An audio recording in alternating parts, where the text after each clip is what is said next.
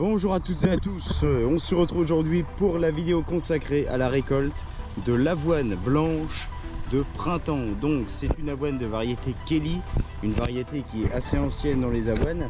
Sachant que l'avoine c'est une culture qui ne se cultive plus beaucoup, en tout cas dans notre région, donc le Grand Est, et particulièrement dans le département de l'Aube dans lequel je suis. On ne cultive plus beaucoup cette culture parce qu'à la base, le débouché principal c'est l'alimentation animale. Donc l'avoine c'est une plante qui est quand même relativement haute, comme vous pouvez le voir, hein, ça fait facilement 1 mètre, ça m'arrive à peu près au buste, voilà, donc ça m'arrive à peu près ici, hein. Enfin bref, ça n'a pas réellement d'importance. Et l'avoine, on n'avait pas tant de débouchés, à part peut-être un petit peu dans la boulangerie aussi, où on pouvait avoir quelques graines d'avoine des fois avec des pains composés, comme des pains aux graines. Et on avait aussi pour l'alimentation animale, parce que l'avoine c'est une plante qui apporte, comme toutes les céréales, comme toutes les graminées, de l'énergie et donc des glucides. Voilà. L'avoine c'est une culture qui fut un temps était très répandue grâce à l'élevage et qui au fur et à mesure, petit à petit, s'est un peu estompée dans nos plaines. On l'utilise encore quand on fait des métailles en élevage. Donc là c'est pas pour la graine mais c'est pour la matière fourragère, hein, qui est quand même déjà assez dense. Et sinon on peut la retrouver encore actuellement la plupart du temps dans les couverts végétaux ou en association de culture. Souvent on fait de l'avoine avec des pois. L'avoine, comme vous le voyez, qui est une plante assez haute, sert de tuteur au pois pour être bien tenu et ne pas se coucher, ou avec des lentilles par exemple. Et sinon c'est dans les couverts végétaux ou alors vraiment dans les cives pour les méthaniseurs. Mais ça devient encore une fois très rare, même dans les couverts végétaux, parce que une des principales caractéristiques de cette plante, et c'est aussi la raison pour laquelle elle est présente dans notre assolement, c'est qu'elle a un effet dit allélopathique. Alors l'allélopathie, qu'est-ce que c'est? L'allélopathie, en fait, c'est une caractéristique qu'ont certaines graminées, dont l'avoine, dont le seigle, et après je ne saurais plus exactement vous dire lesquelles. Mais la caractéristique principale des plantes à effet allélopathique, c'est que je vais par exemple vous arracher un pied d'avoine, si j'arrive à avoir la racine, ça c'est pas dit. Voilà.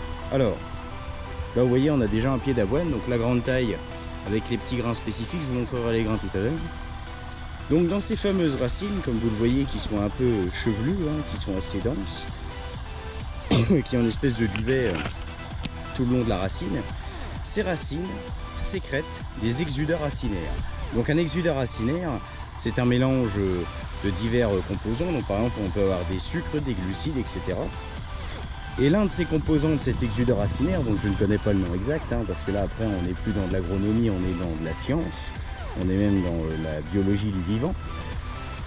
Et ben un des composants de cet exudat racinaire va inhiber, je dis bien inhiber, pas empêcher ni tuer, va inhiber le développement des plantes de la même espèce que notre avoine. Donc l'avoine c'est une poacée, autrement dit une graminée, donc de la même famille que le blé, que l'orge, que le raiggras, que le vulpin.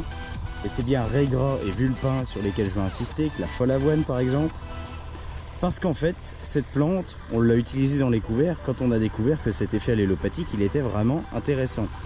Finalement, ça ne veut pas dire concrètement qu'on ne peut pas avoir de graminées, d'autres graminées que notre avoine dans la parcelle. Mais, je dis bien mais, elles seront toujours présentes, mais elles seront avec un développement qui est très limité, donc elles seront déjà fragilisées sur ce point de vue là, et elles vont rester à des stades où elles ne seront pas embêtantes pour l'avoine et l'avoine va passer au-dessus. Et une fois que l'avoine sera passée au-dessus de cette plante là, donc que ce soit une repousse d'orge ou de blé, ou même du raiggras, du vulpin, eh bien elle va simplement aboutir à sa mort, parce que la plante n'aura plus accès à la lumière. Comme vous le voyez, en plus l'avoine qui est une plante qui est très haute, hein, qui est quand même à une hauteur là un bon mètre 10, et ben ça va déjà la priver de la lumière, notre adventice ou notre pousse. Ça va la priver de l'eau parce que les racines vont capter plus d'eau que celle du raiggras ou du vulpin. Et l'avoine va aussi la priver d'un truc essentiel, ce sont les éléments minéraux. Et ça c'est vraiment important. Mais déjà ça, vous voyez, ça va déjà commencer à réduire notre problème d'adventice.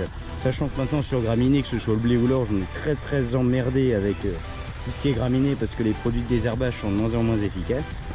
Voilà un peu la conclusion qu'on peut en faire là-dessus. Une autre particularité de l'avoine, c'est qu'elle est très peu gourmande en azote. Là, pour une avoine en général, on apporte entre 60 et 70 unités d'azote à l'hectare, ce qui est vraiment rien du tout.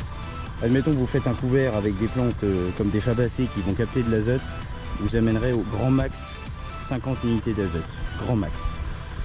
Pour atteindre un rendement d'environ 50-70 quintaux par hectare, donc là on ne sait pas trop à quoi s'attendre cette année parce qu'il n'y en a pas beaucoup qui en font dans le coin comme je vous l'ai dit, et donc on n'a pas tellement d'écho mais on verra bien.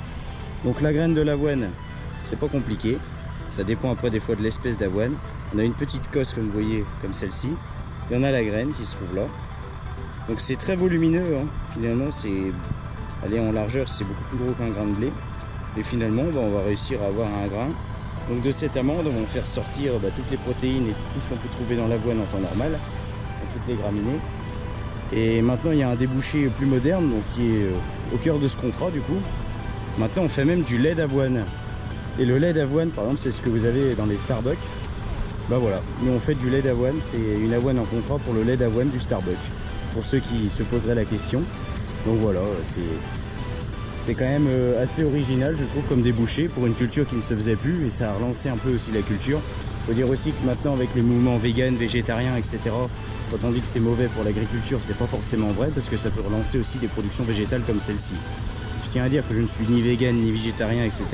C'est juste un constat que je fais. Hein. Et après c'est pas pour ça que j'encourage. Après chacun est libre de manger comme il veut ce qu'il veut. Et c'est aussi pour ça, je pense qu'il faut un peu de tout pour faire ce qu'on a là à l'heure actuelle. Donc là, notre avoine a très bien levé, elle a été semée au mois de mars. Donc elle a été semée le 20 mars très exactement. Et donc elle a eu 70 unités d'azote et on verra bien sur le ticket, une fois après avoir livré au silo, ce que ça donne. Je ne l'ai pas précisé, mais encore une fois, comme pour le blé, on va garder la paille de cette avoine. Donc on n'a pas gardé toute la paille du blé ni de l'orge, mais on en a laissé certaines parcelles. Là où en fait où on ne garde pas la paille dans la parcelle et où on la met à un collègue éleveur, c'est dans l'objectif aussi de réduire l'enherbement et d'éviter certaines repousses. Là ça n'a rien à voir, c'est juste que l'avoine ça fait de la très bonne paille, hein, parce que vous l'avez vu, c'est une culture qui est assez haute. Donc on a quand même des beaux épis de paille. Et c'est de la paille qui est relativement recherchée, surtout pour faire des litières. Ou notamment dans le commerce hippique, c'est-à-dire qu'en gros la plupart du temps on utilise cette paille-là qui est de très bonne qualité pour faire des litières ou pour l'alimentation, parce que la paille peut aussi aller dans l'alimentation des animaux. On l'utilise principalement dans le domaine hippique, c'est-à-dire qu'en gros on donne ça aux chevaux, etc. Et notamment de la paille d'avoine ou de la paille de chanvre, on peut donner ça à des chevaux. Voilà. Et donc là c'est un peu l'intérêt, c'est ce que notre éleveur nous a dit, il fait aussi vendeur de paille à côté et il compte la mettre à des centres équestres.